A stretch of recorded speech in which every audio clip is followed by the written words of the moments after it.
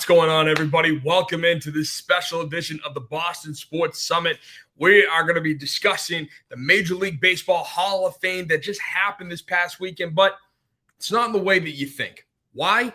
Because, yes, the Hall of Fame induction ceremony was this past weekend, headlined by CC Sabathia, Ichiro Suzuki, and yet coming out of that Hall of Fame induction ceremony, it's not them that I want to discuss. It's the all-time greats who were there to celebrate the newly inducted members. And the sad part is I feel sorry for these guys. The all-time greats who are still showing up to Cooperstown, who still want to support the young guys, getting into the Hall of Fame, because the greats, the all-time greats, are being phased out of this game slowly and methodically.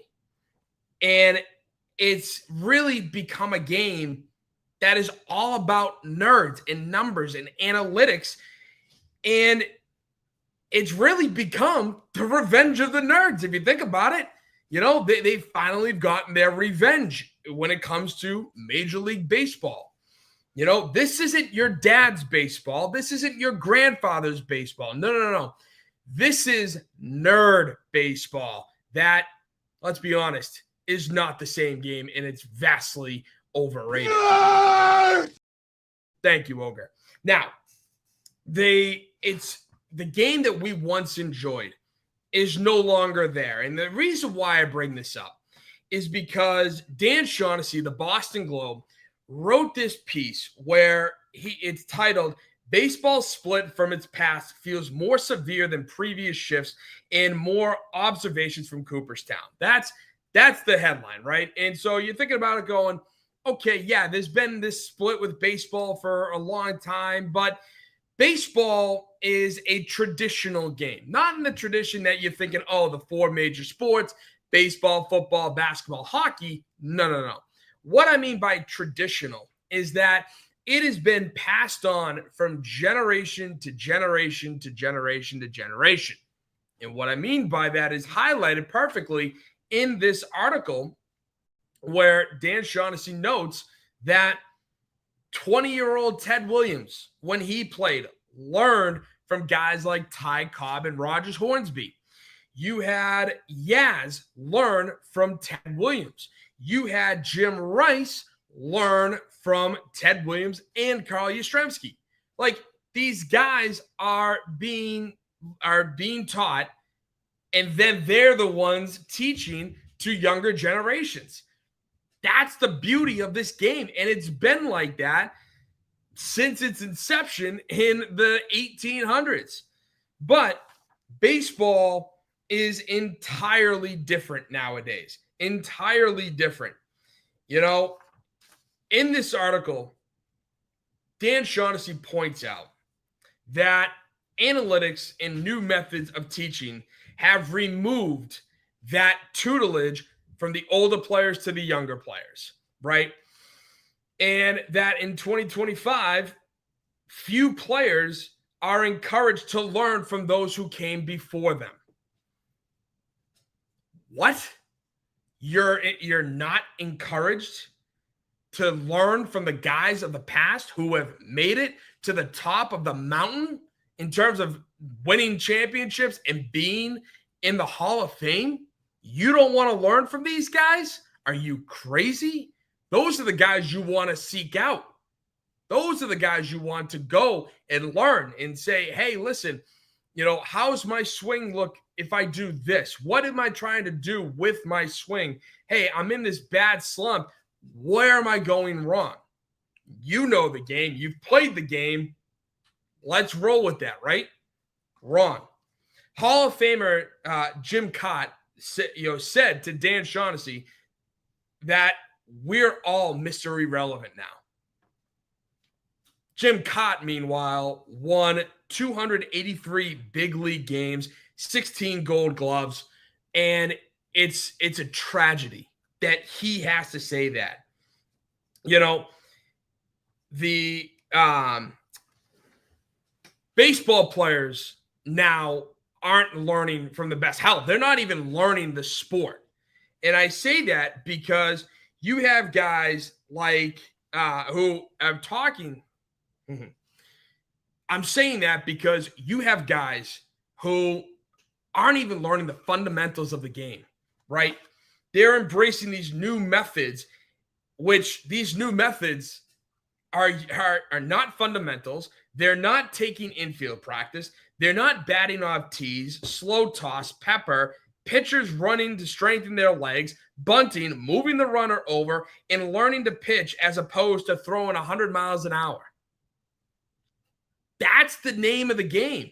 Every single thing are practices and tools to make yourself better. Now, the minor leagues are all about individual statistics, making sure you're hitting 30 bombs in 20 games, and being able to throw 98, 99, 100, 101. You're not learning the game. It's all about individuals rather than helping the team win. And you see it left and right. The amount of strikeouts is through the roof in this game. The amount of errors is through the roof in this game. Back in the day, when you saw an error, you could sit there and be like, okay, that was a tough play. Understandable. You're on the run. You're doing this, that, and the other. Fine. Because it was so few and far between. Now, I feel like you could throw me out there and I could do a better job. You know, like it's unbelievable how everything is going. And now players are all more concerned about the spin rate on the ball, the launch angle from how the ball was hit, and the exit velocity from contact, right? Which to me is crap.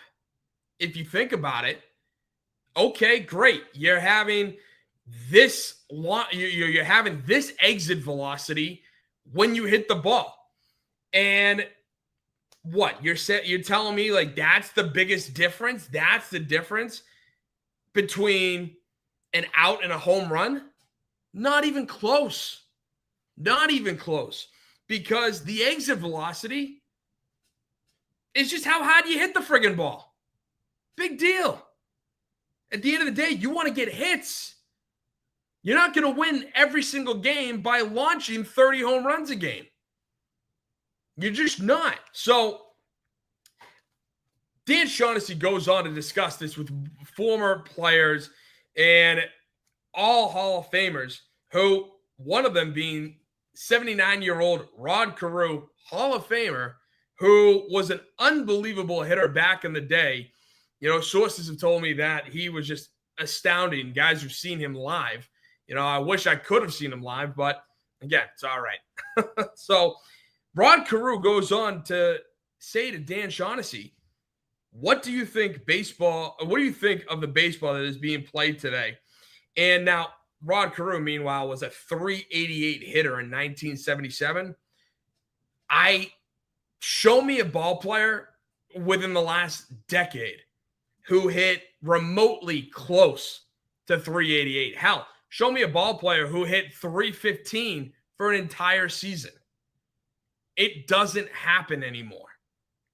Now, Rod Carew not only goes on to say that there are too many strikeouts, too many pitchers trying to throw 100, pitchers throwing instead of pitching, no bunting, difficulty advancing runners from second to third, few batters changing their approach with 2 strikes. And we'll talk more about that in just a minute. But few young players are tapping into the minds of older stars who used to be pretty damn good, right? Like, these are the things that you need to do. And the funny thing is, one of the reasons why I want to talk about this is because there was an incident with the Boston Red Sox this past spring training where Hall of Famer Jim Rice is trying to give advice. And he gets told by an analytical nerd, that's not how we teach it. You're wrong. I'm right. That's not what we do. And funny enough, guess who's in Cooperstown? Jim Rice. And Rice goes on to talk about that incident with the drive line nerd who discouraged Rice from helping out a younger player, giving him good, solid advice instead of, oh no, you got to listen to the computer. You know, Rice talked to Dan and said, quote, I was minding my own business, having a cup of coffee, and a young kid came out of the cage and asked about loading and his front foot. Rice goes on to say, quote, I didn't know him. He was a catcher. I talked to him about loading up and how to hit line drives. And while we were talking, one of the instructors came over and he said, quote, that's not how we teach it. So Rice goes on to say, did you play? That drive line instructor says he played Division I college. Now, where do you have the gall to go to a Hall of Famer and say, oh, no. I played D1 college. Yeah, I know my stuff. You said that to a Hall of Famer? Are you stupid? Talk about no respect for your elders. I mean, dude, the Hall of Famer has his number retired at the ballpark that you work at. Like, hello, get this through your skull. You know, it's unbelievable. You know, Rice then continues saying these instructors wanted to hit everything in the air. You know, I try to hit line drives. I think line drives are the way to go. The ball doesn't need to go 500 feet to get over the fence. If you hit a 2-run homer and it goes 500 feet, you don't get extra runs for the extra 100 feet that you hit. He's 100% on the mark. The way the game is taught today is absolutely asinine. As I said earlier, this isn't your father's baseball. This isn't your grandfather's baseball. No, this is dumb baseball. This is nerd and computers baseball. And even Red Sox broadcaster Lou Merloni talked about how the game was being played today. Take a listen. I don't think they learned the game in the minor leagues. I just don't. I think they focus so much on individual achievement. You know, let's talk about your first step. Where does that rank? Let's talk about your exit velocity. Let's talk about your chase rate. Well, are we talking about winning baseball games? Are we talking about throwing it to the right base enough? He's right. It's all about individual achievement. And even still, Dan was able to, I don't want to say rope in because it sounds mean, but he was able to garner more attention from other Hall of Famers who were there, including Hall of Famer Eddie Murray, Barry Larkin, two-time All-Star Eric Davis. And these guys joined in on the conversation, echoing the same sentiments that Jim Rice had, all of which are phenomenal athletes and players. They said they are not encouraged by their old teams to work with the younger talent. You know, Eric Murray says to Dan, quote, I try to talk to young hitters about all the motion they have loading up at the plate to swing for the fence. I think a lot of that exposes them because they have more trouble getting out of the way on the ball thrown up and in, but they don't want to listen, which is it's crazy to me, right? Because you have this instance where, yes, baseball is played by human beings. And yes, are there statistics that sure might open your views to certain players rather than just a narrow mind? Of course. But when you listen to this next video I'm about to play you, it comes from the movie Moneyball, which I think a lot of us have seen nowadays. In Moneyball, Jonah Hill makes a very interesting quote. It says something very interesting in this next clip because I want to see if you can figure it out. Here it is. Take a listen. So using this equation in the upper left right here, I'm projecting that we need to win at least 99 games in order to make it to the postseason. We need to score at least 814 runs in order to win those games and allow no more than 645 runs.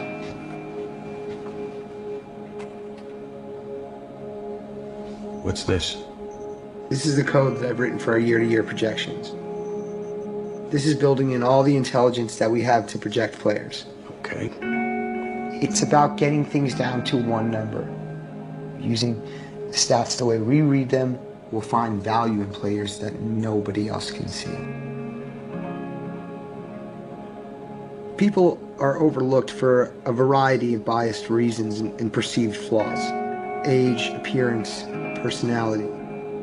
Bill James and mathematics cut straight through that. Billy, of the 20,000 notable players for us to consider, I believe that there is a championship team of 25 people that we could afford.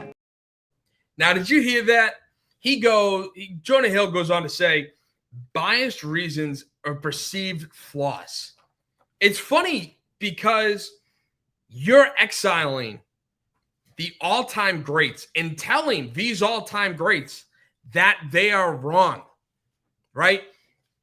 The greats who did the game their way and were still able to put up numbers that got them into Cooperstown, that showed, hey, I belong here. Yeah, I'm unorthodox, but guess what? Everybody in baseball back then was unorthodox. There was no cookie cutter swing. There was no cookie cutter arm motion. It was everything under the sun. If you could do it and you could do it at an elite level, that's what it took. And you excelled at that. And the funny thing was, when you think about it, guys they think that, oh, we're going to look at everybody on the scope because the numbers are just that. They're numbers. They show a broad story. In fact, it does the exact opposite. And I say that because guys like Greg Maddux would not be valued in today's analytical baseball world. Why? Because Greg Maddux had a fastball that went as fast as 94, 95 miles an hour tops. Instead, what he did was he was able to have so much maneuver on the ball, movement on the ball, and he could put that ball wherever the hell that he wanted. It was unreal what that man could do with a baseball from 60 feet, 6 inches.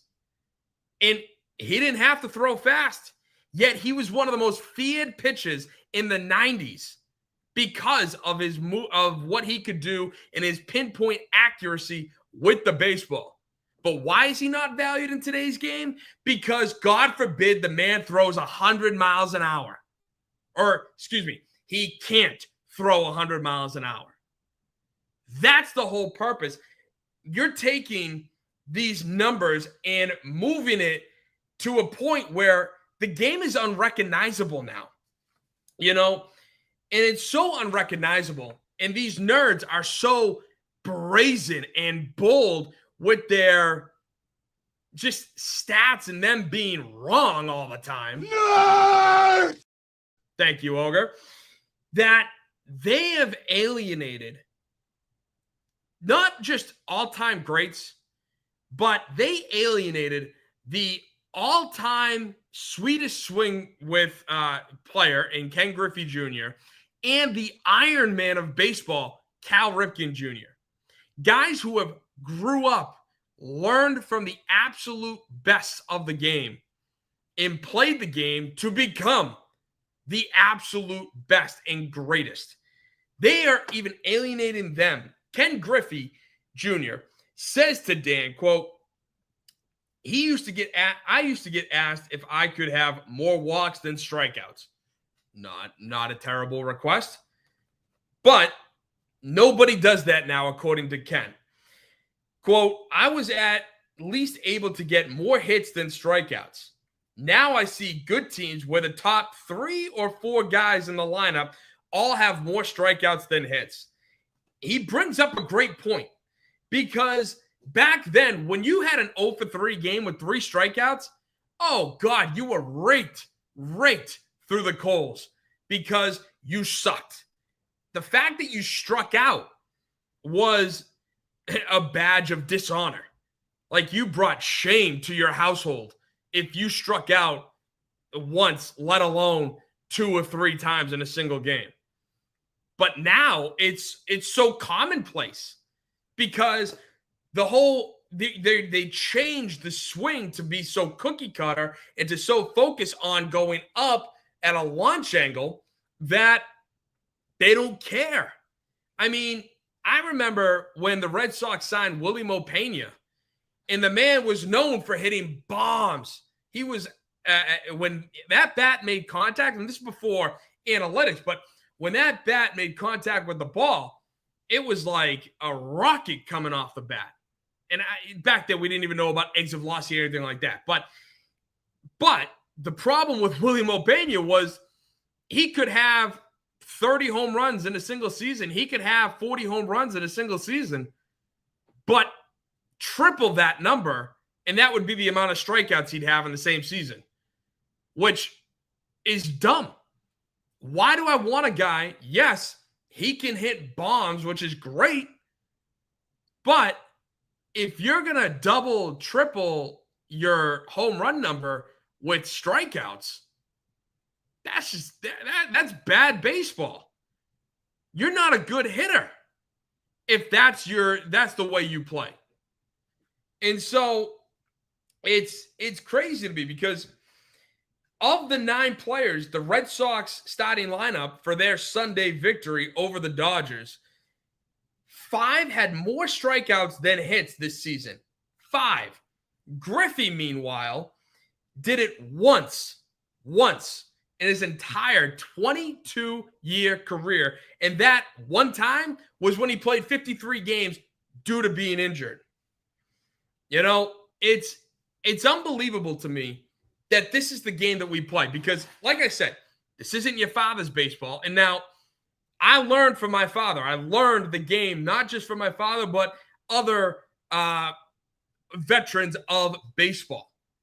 You know, I went to a ton of baseball camps. Now, I'm not saying that I'm a baseball savant, that I, know everything about the game, that I'm smarter than Ken Griffey, Jim Rice, all the Hall of Famers. Not even close. That's not what my point's about to be. But one of the things that my father taught me, which I thought was brilliant, was what is an easier out for the defenders? Is it a ground ball or is it a pop fly? Now, if you want to answer, write down below your comments. Would love to hear it. But he told me that the easier out for the defenders is a fly ball. And you're thinking to yourself, well, why? Why would that be the case? Simple. All you have to do, ball is popped in the air, you get under it, you open your glove, you make the catch, you're done. Versus if you're trying to field a ground ball is hit to, let's say, the third baseman. Third baseman has to corral that ball, make the transition to throw, then throw across, making sure that ball is on a straight line right to the first baseman. Then the first baseman has to assess in that short amount of time where the ball is going to be, and then it has to field it before the runner gets to first. Now, a lot of guys running to first will give up, especially on a hard hit ground ball.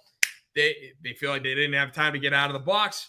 It is what it is, 162 game season, whatever. But if they hustled and worked their way every single time running down to first base, and you make the defenders think and lose their train of thought for a split second, hell, make them think that, damn, I got to hurry up here, then you're going to get on base more often than not. And there's more probability for error on a ground ball than there is a fly ball, which is why I look at what we're doing now, and they're so focused on launch angle, hitting the ball in the air, blah, blah, blah, where I agree with Jim Rice. Hit a line drive. He noted that hitting the line drive, the ball is going, all you got to do is, I don't know, give it a couple extra velos on it, and the ball's going over. 311 feet. 311 feet, not yards. That's it. That's all you got to do. But in today's day and age, it doesn't work like that. You know, baseball has such a divide now. And it's tragic to see, you know, that these all-time greats who were quintessential part of the game are being told, don't come back. Please don't come back. We don't want you. You are what's wrong for the game of baseball. That is what analytics, front office, ownership are telling these guys who gave their blood, sweat, and tears for their teams. Can you imagine? Because it is an absolute travesty of what is going on in today's baseball game. They have cleaned up their act a little bit in terms of getting on, speeding up the game a little bit more, you know, doing some things that are helping the game of baseball. But when you have guys who can't make a routine play on a consistent basis because you're not teaching them that in the minor leagues, which is what the minor leagues were designed for, there is something clearly wrong with this sport. And it's tragic to see. You know, again, a guy like Ichiro Suzuki, man, he would beat out infield singles all the time. He would keep infielders on their toes because he was so fast. And that is part of the reason why he is in the Hall of Fame as of Sunday.